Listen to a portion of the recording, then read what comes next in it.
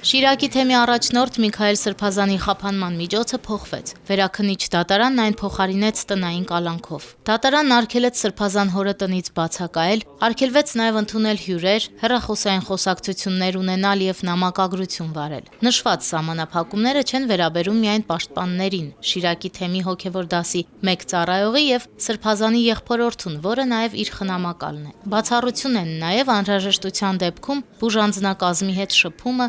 օգնության, իրավապահ մարմիններ կամ փրկարար ծառայություն կանչելու դեպքերը։ Այստեղ իրականում ավելի մեծ սահմանափակումներ կիրառվեց, եթե օրինակ նախկինում ինքը ավելի մեծ մասշտաբի շփման հնարավորություն ուներ, հիմա կոնկրետ սահմանափակված է այդ շփումը մի քանի հոգու հետ, այսինքն նաև սա պետք է դիտարկենք, որ իրենց համար գուցե սա ավելի լավ իրավիճակ է սահմանափակումների մակարդակը, քան օրինակ կալանքի պարագայում էր, բայց այնուամենայնիվ եկեք դրական քայլ դիտարկենք սա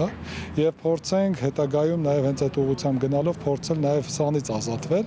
այնպես որ միայն բացասականը չգնահատենք, այսօր ունենք դրական քայլ եւ այս դրական քայլը պետք է արձանագրենք ու հուսանք, որ հետագայում հենց այս նույն ինչպես պարոն Զորաբյանն նշած, նույն այդ արտաքին ճնշումների եւ նաեւ այս հրապարակումների արդյունքում գուցե ինչ-որ պահի հասնենք նաեւ լիարժեք արդարության, որ արդարացվի եւ ամեղությունը հաստատվի։ Պաշտպանության կողմը դատարանին խնդրեց թույլ տալ Միքայել Սրբազանին մասնակցել կիրակնօրյա եւ տոնական պատարակներին Գյումրիի 7 վերք եկեղեցում։ Քանի որ նման նախադեպ դատարանի պրակտիկայում չի եղել, դատարանը հայտարարեց, որ հարցի վերաբերյալ որոշում կկայացվի հաջորդ դատական նիստում։ Արա Զոհրաբյանը որպես նախադեպ դատարանին հիշեցրեց Արագածոտնի թեմի դիվանապետ տնային կալանքի տակ գտնվող Գարեգին Քահանա Արսենյանի գործը, որի շրջանակում դատարանը նրան թույլատրել էր մասնակցել կիրակնօրյա պատարակներին բնակության վայրին մոտ գտնվող եկեղեցում։ Ես կարծում եմ բոլորն էլ հասկանում են, որ Միքայել arczepiskopos Աճապահյանը հանիրավի գտնվում է կալանքի տակ, ընդ որում տեսեք խոսքով կատարված արարքի համար։ Արդեն երկար ամիսներ գտնվում է կալանքի տակ, 63 տարեկան է, ընդ որում arczepiskopos է եւ մենք գիտենք բազմաթիվ դեպքեր, երբ որ ծանր հանցագործների մեջ մեղադրվողները դուրսն են կամ տնային կալանքում են, կալանքի ներքո են գտնվում։ Այսինքն այդ տարբերակված մոտեցումը շատ ակնառու է եւ ես կարծում եմ, որ նաեւ այսօր երևի դատական համակարգը հասկանում է, որ միեդի ձեռքից չի պրծնելու առնվազն կամ միջազգային կառույցների կողմից այս ճճացող խախտումները բոլոր դեպքերում իրենց դեմ են ուղղվելու։ Ես չեմ կասկածում, որ քաղաքական որոշում է եղել, չեմ կասկածում ուղղակի։ Եղել է բնականաբար քաղաքական որոշում, դա իմ կարծիքն է,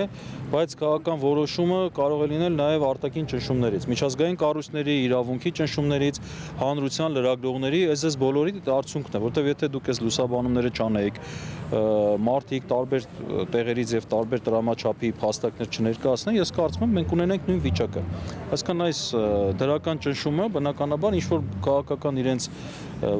կեցվածքի վրա բան փոխեց։ Այո, քաղաքական իհարկե որոշում եղել է, որ մենք այսօր այս հանգամանքին ենք հասել։